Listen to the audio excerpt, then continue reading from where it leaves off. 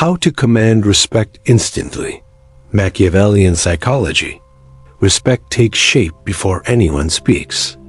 It is an atmosphere, pressure that forms around a person like weather. And if you've ever watched a room shift when someone enters, you know how fast it happens. It's not a human right. It's not a prize. It is a narrative, written in the first 3 seconds by everyone who sees you. Machiavelli would say those seconds are the sovereign of your fate. He never called it charisma. He called it necessity, the physics of power. People respect what they believe can shape consequences. Not what is good, not what is clever, but what can change the outcome. The speed of it is unsettling. Our brains write verdicts before we gather evidence. We decide what someone is, and then we spend years defending our decision. That's the unsettling truth hidden in plain sight. Respect is a feeling that precedes thinking. By the time reason arrives, the verdict is already signed. You can watch it happen in any setting: an office, a classroom, a dinner table. Watch how voices lower or rise, how posture adjusts, how eyes search for permission. People are animals of ritual and rank, even in democracies, even in groups that pretend hierarchy died. It didn't. It just learned to speak softly. You can try to wrestle respect into being by argument, by resume, by kindness, by noise. But the paradox is older than any trick. The more you chase respect directly, the more it escapes you. The desperate scent lingers, and people recoil. In Machiavelli's Florence, reputation inclined toward those who could cast a shadow without flailing for it. The shadow came from posture, from calm, from the suggestion of consequence.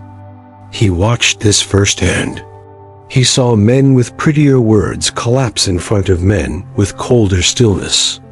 He saw courtyards in which the loudest argument died before the quietest gaze.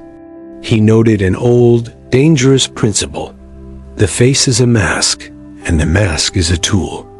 Those who accept this move like chess players, not like gamblers. They do not wait to be legitimated. They craft the perception that forces legitimacy to arrive. What is the perception? The sense that your presence will change the stakes, not in a melodramatic way, not with cruelty, with inevitability. The sense that you are not auditioning for approval, but allocating your attention like a scarce resource. The sense that you could say no and mean it. It is not arrogance. Arrogance is a plea disguised as a declaration. It is composure, the gravity of a planet that pulls orbit without asking. This sounds dark until you realize it is simply how the nervous system moves. We orient to things that can raise or lower our risk. Respect is an evolutionary shortcut. When you step into a room, 100 tiny measures calibrate: posture, gaze, stillness, economy of motion. The way you stand inside your clothes, like you own the right to be there. Your words, when they arrive, feel like they came from a place with walls, not a place full of open windows. Is it better to be feared or loved? Machiavelli asked. The question is rotten in our era because we think it is about cruelty, and it isn't. It is about predictability. Fear is the body's word for predictability when the one in front of you has power and will use it. Love is the heart's word for predictability when the one in front of you has power and will use it with care. The sorcery is not terror. It is the controlled signal that you know the cost of your choices and will pay them without wavering. You've seen the opposite. The leader who jokes too early, trying to disarm before there's even a weapon. The manager who speaks a paragraph where a sentence would be a fortress. The friend who apologizes for breathing. These are the manners of people asking the room, Am I allowed? The room always hears one thing: no. Here's the forbidden's clarity. Instant respect begins in how you relate uncertainty. If you absorb uncertainty, others give you room. If you export it, others fence you in. In the seconds before any words, a question is answered. Who is carrying the unknown? People incline their body weight toward whoever looks like a container. They lean away from whoever looks like a spill. Machiavelli dwelled on symbols because he witnessed lives decided by them. A cloak, a formation of guards, the pace of a letter's delivery, these were not trivia. They were the language of consequence. He watched Cesare Borgia command men without a syllable, by letting them imagine what he would do if crossed. Machiavelli admired this, feared it, and dissected it, not because he was in love with cruelty, but because he was in love with clarity. He wanted to know why some words were flint and others were wool. To command respect without begging, you do not need a throne. You need a principle. Never let the room decide who you are before you decide what you are there to do. That decision has a smell. It is the scent of no hurry, no clutter, no apologies, no scattered gaze. It is the atmosphere of someone who could leave and still be intact. You know this feeling. You felt it in the presence of a surgeon, a teacher, a parent, a stranger scanning a crisis with a slow breath. The body knows when someone is tethered to something deeper than the moment. And here is the paradox that will bother you until you try it. The fastest way to command respect is to slow down. The quickest way to be taken seriously is to give time its full weight. Machiavelli knew that frenzy looked like weakness. Stillness looked like substance. In court, the fool laughs fast. The king speaks last. There is a price and a promise embedded in all this. The promise: you can alter how the world treats you by changing how you carry consequence. The price: you must become the kind of person who can bear it. It's easier to print the costume than to build the bones. That's why most people never get beyond the mask. The mask works once. The bone works forever. What if you chose to be the person for whom silence is not empty, but sovereign? What if you entered rooms having already decided that you do not need to be liked to do the right thing, and you do not need to be right to learn the next thing? Respect will not bloom for people who treat themselves like a committee. It blooms for those who carry a core, a few hard lines, a willingness to risk. This is where the story begins, with a Florentine clerk watching the theater of power and writing its footnotes for us. He wanted his city to survive, and so he dressed truth in the clothes of coldness. He knew how fast the verdict arrives. He knew how slow we are to admit it. If you listen, he still whispers from 5 centuries away. Do not wait to be granted gravity. Become a body that possesses it. The orbits will follow. In the fall of 1502, a town square woke to a spectacle that has haunted politics ever since. The people of Cesena found the body of Ramiro de Orco, a brutal enforcer, cut in two and laid out on a wooden block. Next to him, the knife. Above him, no judge. Behind it all, Cesare Borgia. Months earlier, the Romagna region had been in chaos, banditry, feuds, blood thick in the alleyways. Borgia had sent de Orco to quiet it. He did, with methods as efficient as they were monstrous. The streets grew calm, but the citizens' throats carried the taste of fear. Then the body, executed publicly, not for a crime, but as an announcement. The cruelty you feared was necessary to restore order, and now even cruelty will be punished. It was theater and doctrine in one line. The prince would later sketch the lesson. Injustice done all at once, mercy meted out over time. A performance designed to command respect without speeches. We romanticize clean power, the sort that flows from goodness like water downhill. Machiavelli didn't have that luxury. He lived in a world where safety was negotiated with knives, and he watched a man form respect by staging consequence. It's the kind of story that makes modern sensibilities flinch. But beneath the blade was a psychological principle that travels across centuries. Uncertainty keeps people alert. A decisive symbol tells the nervous system it can stop guessing. Respect follows the cessation of guessing. No, you are not Cesare Borgia, and the stage is not a Renaissance piazza, but the brain is the same. Teams, families, classrooms, they are always calculating. What happens if lines are crossed? The ones who answer this in advance, calmly, turn a group into a civilization. The ones who never answer this invite erosion. You have watched organizations erode when the decisive moment is delayed until it decays. You have seen what happens to a leader who never names a no. They are consumed by 1,000 small yeses they never wanted to give. There is suspense in every gathering, whether you see it or not. The suspense proceeds from ambiguity about roles, about stakes, about the cost of misbehavior. We crave someone to seal that ambiguity. The person who can do that earns respect faster than the one who sprinkles charm. The trick, if there is one, is to make the sealing feel just, not vengeful. Principled, not personal. This is where Machiavelli and moral psychology clasp hands. We respect those who seem to animate the rules, not those who weaponize them. The modern rehearsal of the Romania drama is gentler but similar. A company sinks into drift, deadlines slip, meetings blur.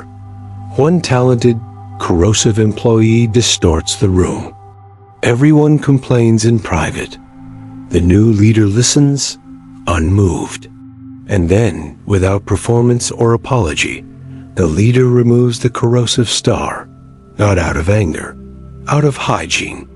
She does it in a way that preserves the person's dignity, but makes the boundary visible. The effect on the group is immediate and physical.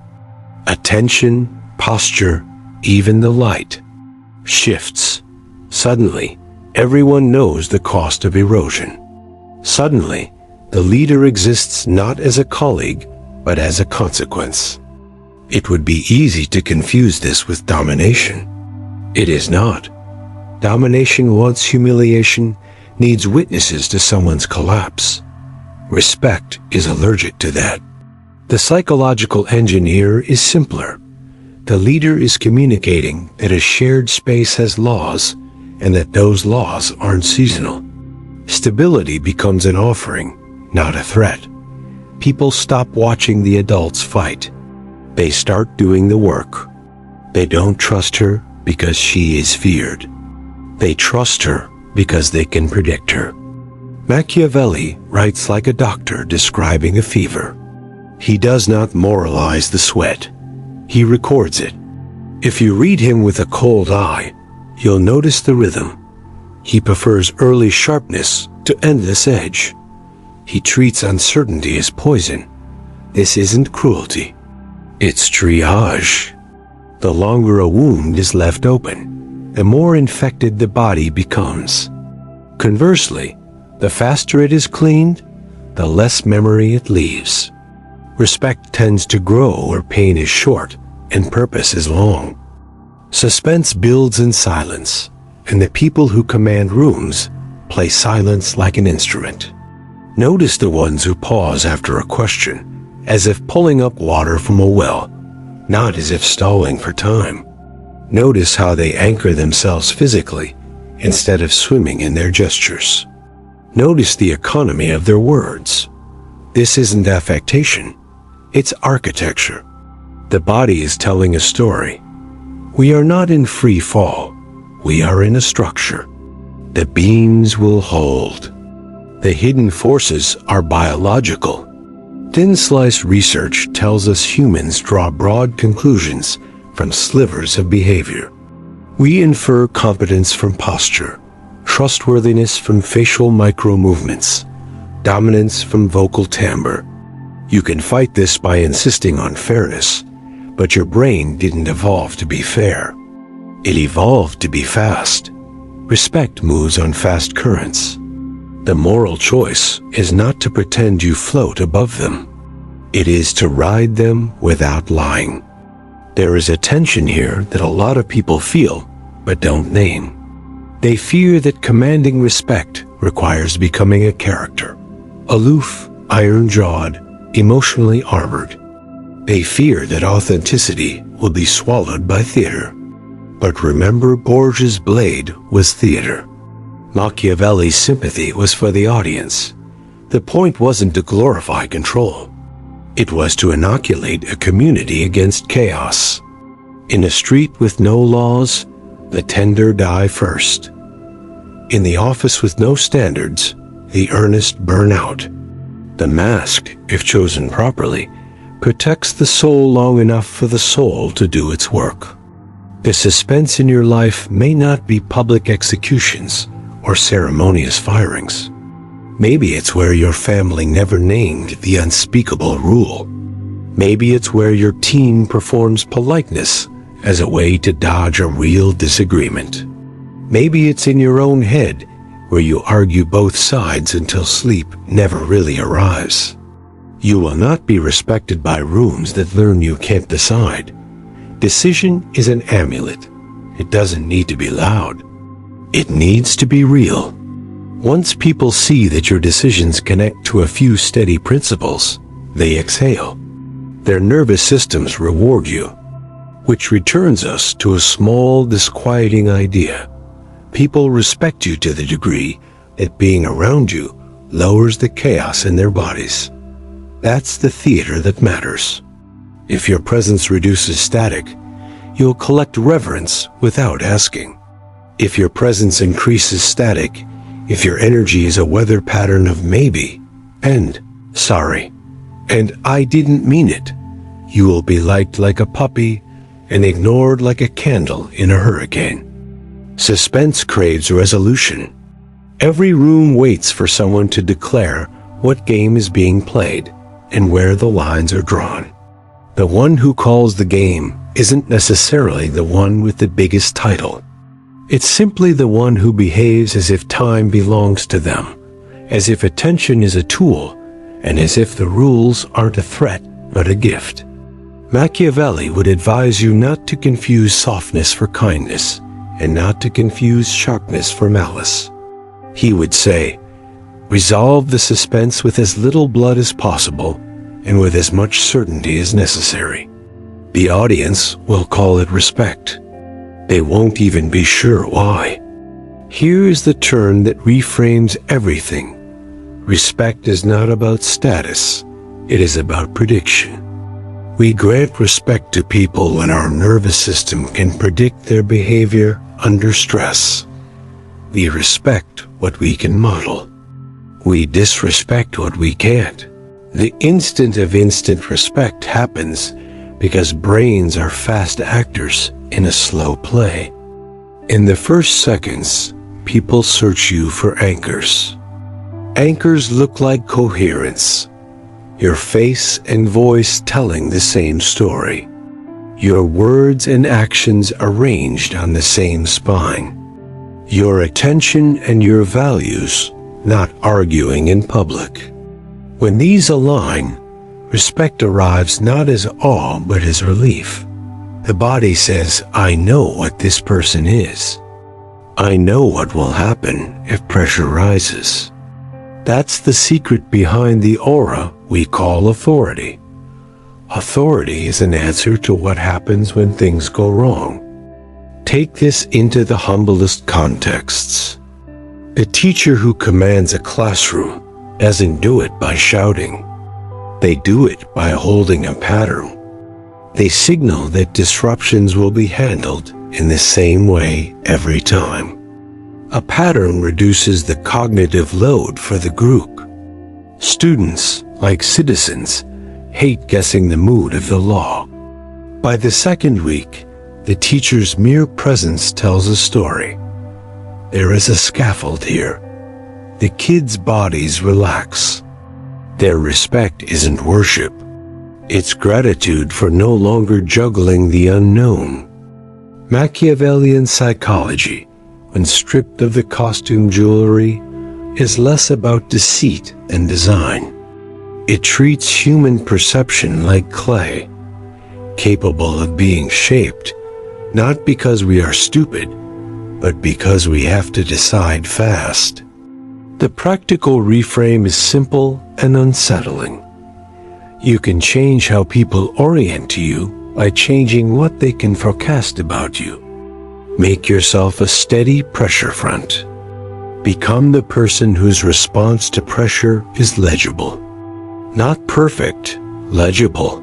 3 elements make that legibility obvious even to strangers: gravity, scarcity, and principle. Gravity is the felt weight of your presence. It comes from refusal as much as from action. A person with gravity does not multiply words to fill gaps. They give each word a job. They can tolerate silence without scrambling to paint over it with noise. Their body occupies space without apology. Gravity is not a stiff jaw. It's permission. You give yourself permission to be unhurried. Others follow that permission. They stop fidgeting with their fear. Scarcity is one of the few honest currencies left. It's not a game of coyness. It's a mathematics of attention. Your time is finite. Your eyes have limits. Your energy is mortal. People respect what respects itself. When you behave as if your attention is cheap, people take it as a signal that you are a commodity. When you behave as if your attention is an instrument offered deliberately, withdrawn deliberately, people calibrate accordingly. This is why some individuals seem instantly serious. They are not spread thin across 100 petty obligations. They are precise. Precision reads as power. Principle is the skeleton. Without it, gravity collapses into theatrics and scarcity becomes petty.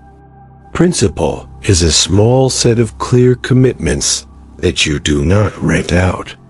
You state them without sermon, and you live them without exceptions you hope no one notices. You don't need to advertise them. They leak from choices. Do you tell the truth when it would be cheaper not to? Do you treat the absent with the same fairness you grant the present? Do you keep the promise when the thrill is gone? People feel this in your wake. Respect is a shadow cast by the geometry of your principle. There are surprising mechanics that support these elements. Voice is one. In studies of perceived authority, vocal cadence matters more than vocabulary. A slightly slower tempo, a lower end to a sentence, a lack of upward questioning when you aren't asking a question. These signal that you are done deciding and are now presenting the decision. Your voice doesn't demand. It declares. The respect this triggers isn't mystical. It's neurological. The listener's body senses there is no extra negotiation to drain their day. Another mechanic: consistency between your first move and your last move. People watch how you begin and how you depart. If you enter rooms like a question mark and leave like an ellipsis, you train them to treat you like a loose end. If you enter cleanly, eyes clear, aimed simple, and you leave without lingering for permission, you create the impression of a closed loop. Brains love closed loops. They free up attention. You become associated with closure. Closure attracts respect because it reduces cognitive friction. A third mechanic: time horizons. Our culture trains people to think in hours. The people who command respect across contexts think in seasons. It shows. Their decisions are heavier because they are shaped by long distances, not short dopamine. When you speak in terms of later, people feel the thickness of your words. They sense you are not a weather vane, but a tree. Trees aren't exciting until everything else starts moving too fast and people beg for something that won't. It's tempting to grab at tricks, stare longer, speak less, cut interruptions with a hand. Tricks may produce a momentary shift, but the deeper frame will leak through. The way to make the moment work is to make the person work. Machiavelli knew masks were powerful. He also knew that masks fused to the face. If you craft a mask of calm you cannot internally support, you will be found out in the first storm. The solution isn't to abandon the mask. It's to build the bones behind it. Build the bones by choosing 2 or 3 non-negotiables and living them in small rooms where no one is watching. Do not despise the quiet practice. A respectful life grows like stalactites, drop by drop, in the dark.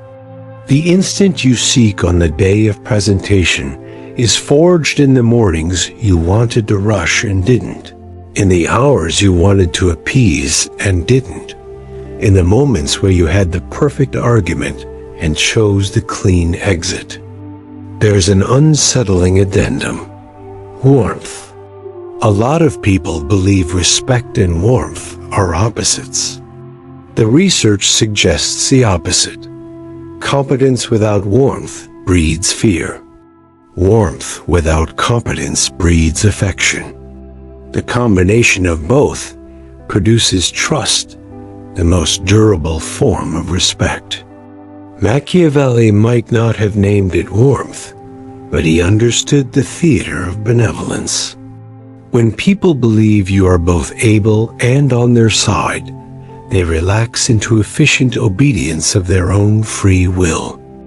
So, despite the reputation of cold Machiavellianism, the man's most effective princes were the ones who combined spine with mercy. Mercy wasn't weakness, it was leverage. It made the power feel just. It made the sharpness feel surgical. It made people tell themselves the story they needed to. I follow because this is right, not because I am scared. That story is the strongest rope a leader can throw across a chasm. If all this feels like sleight of hand, step back. You do this too when you choose who to trust with your secrets, who to call when the car breaks down, who to put in charge of a hard conversation. You don't respect them because they perform gravitas. You respect them because you know what they will do when things get ugly. In other words, you respect the future inside them. That is where instant respect really lives. In a mental simulation running silently in the background that tells everyone within range, this person will handle it. Not, this person will win, but this person will not abandon the role they chose. It's a vow received without the ceremony that whispers from body to body, I stand where I said I would. The rest is just stage lighting. There is a cost to becoming a person people respect. It sounds romantic until you're alone with it. Respect distances as much as it draws. Those same seconds that settle a room around you also move you to the edge of it.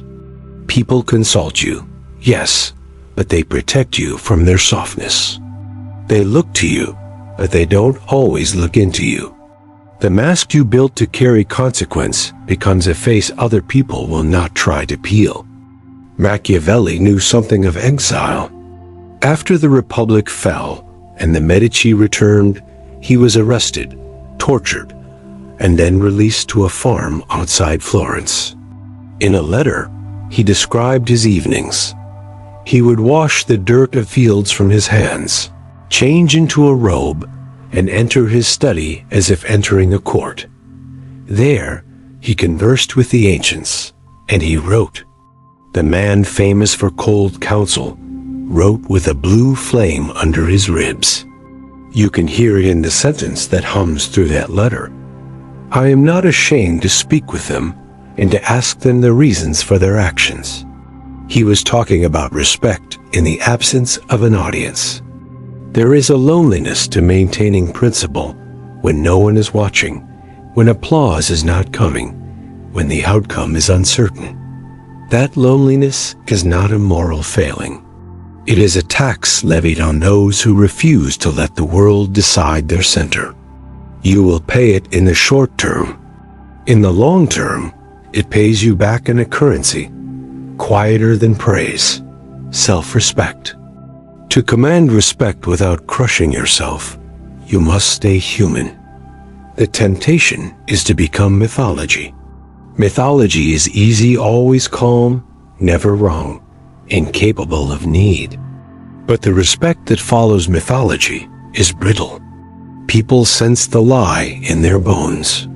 They wait for the crack and they celebrate when it arrives, because lies make people hungry for humiliation. The better path is the one that allows flaws but refuses chaos. The image not of a statue, but of a lighthouse. Lighthouses have chipped paint. The lamp still turns. There's a reason great leaders confess their errors cleanly and early. It's not humility fear. It's a structural repair.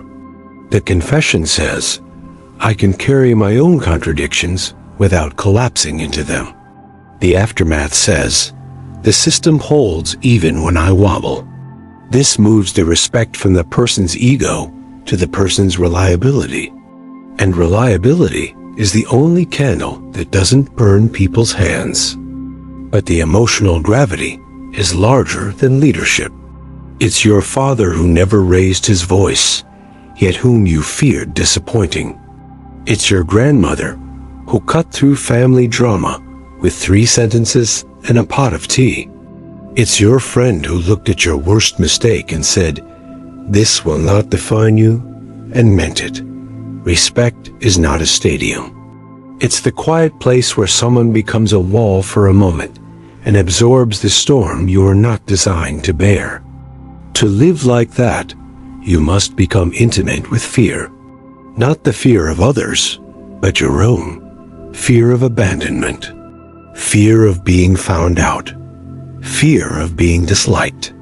These are the strings that puppeteer people into over-explaining, over-promising, overcompensating. Machiavellian psychology asks an unromantic question. What do you actually fear losing? And what would you do if you lost it? Once you answer, the strings loosen. People sense the slack. A desperation dissolves. Desperation is always the smell that kills respect first. There is tenderness in all of this that we should not ignore. The urge to command respect often rises from old wounds. A childhood where respect was withheld or warped makes an adult strategy of steel. But steel can become a prison. The trick is not to destroy the armor, but to decide when to remove it. Mercy to others that you refuse to give yourself will eventually curdle. Your own nervous system needs what you're hoping to be for other people. A container, a pattern, a few laws that do not shift. You can make this practical without degrading it to a hack. Before entering rooms that matter, remember what you won't trade for applause. Before answering questions, ask what time horizon the answer serves. Before you speak, breathe once more than feels comfortable. Before you correct, ask whether you're protecting a rule or an ego. These are not tricks. They are ways of staying human inside the mask, so that the mask remains a symbol and not a sarcophagus. And then there is mercy's other edge, the refusal to let cruelty masquerade as strength. Machiavelli's reputation wrought in popular culture comes from confusing his diagnosis with a prescription. He did not write that people should be animals. He wrote that people are animals, and that rulers who forget this are destroyed.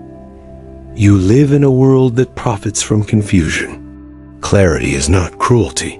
Boundaries are not violence. Saying no is not neglect. Being willing to be disliked is not the same as being willing to harm. If anything, it is the first care a person like you offers the world. The gift of being anchored even when waves beg you to sway. In the end, the emotional heart of commanding respect is grief. Grief that you cannot be everything to everyone. Grief that some doors close when others open. Grief that the child in you still wants universal approval and will never receive it. If you can make peace with that grief, you will stop making bargains with chaos. Your presence will grow hushed. People will find themselves calmer around you. They will call that respect. It will feel like loss and like honor at the same time.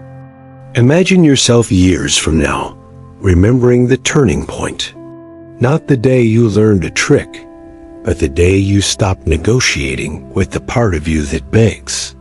You chose to trade the sugar high of pleasing for the steady light of being. People around you didn't make a speech. They just began to consult you with their eyes when the air tightened. Humility wrapped around confidence.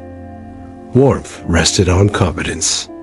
And you still flawed, still learning stood where you had promised to stand. There's a final scene Machiavelli leaves us without writing it. He imagines the prince who keeps a state not by terror, but by a performance so consistent that terror becomes unnecessary. He risks when he must, softens when he can, and never excuses rot. The people respect him not because he dazzles, but because their lives make more sense in his orbit. When he dies, they do not weep for the man. They weep for the lost pattern. You are not a prince. You are a person trying to be taken seriously fast enough to do the work you believe matters. The world is noisy, judgment is instant, and your patience is tired. So here is the simplest, most Machiavellian line I can offer you, and it is not about cruelty. Make yourself expensive to chaos. Everything else is window dressing.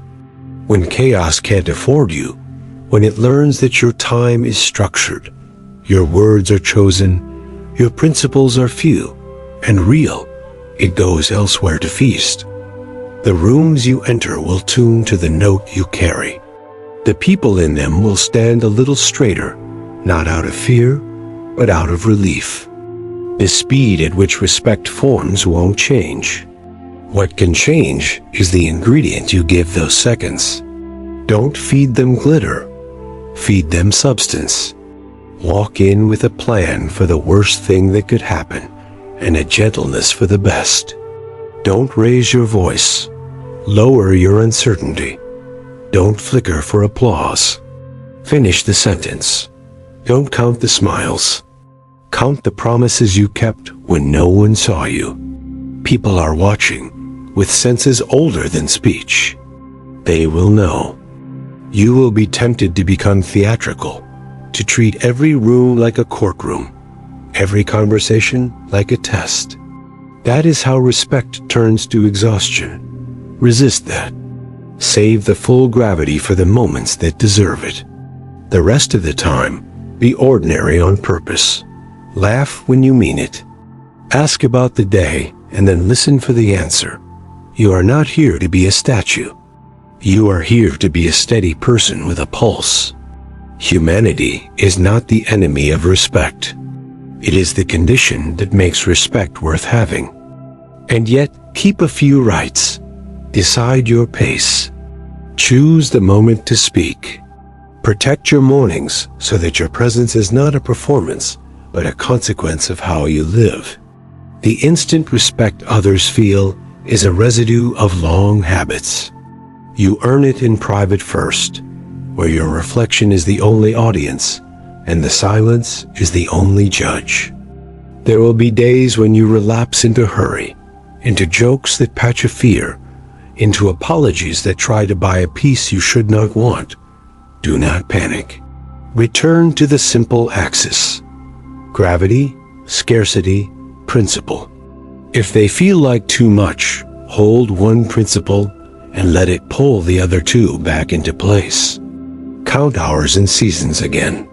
Forgive yourself fast so that you can hold others steady when they need it. Stand before a mirror. Ask, what happens to the people I love when I enter the room? Do they brace or do they breathe? The answer is the only evaluation that matters. If they breathe, keep going. If they brace, adjust. No trick you learn from a book will compensate for the weather your presence brings. One last whisper from Florence. The truth will not protect you from politics, and kindness will not protect you from wolves. But if you build yourself into someone who saves energy for other people's nervous systems, you will command a respect that outlasts titles. You will be sought when crises bloom. You will be missed when you leave. The theater of power will still go on. You'll just no longer be an audience member waiting for a role. You'll be the quiet gravity that bends the play toward meaning. If this opened your eyes, subscribe to Boring History, because the truth is never boring.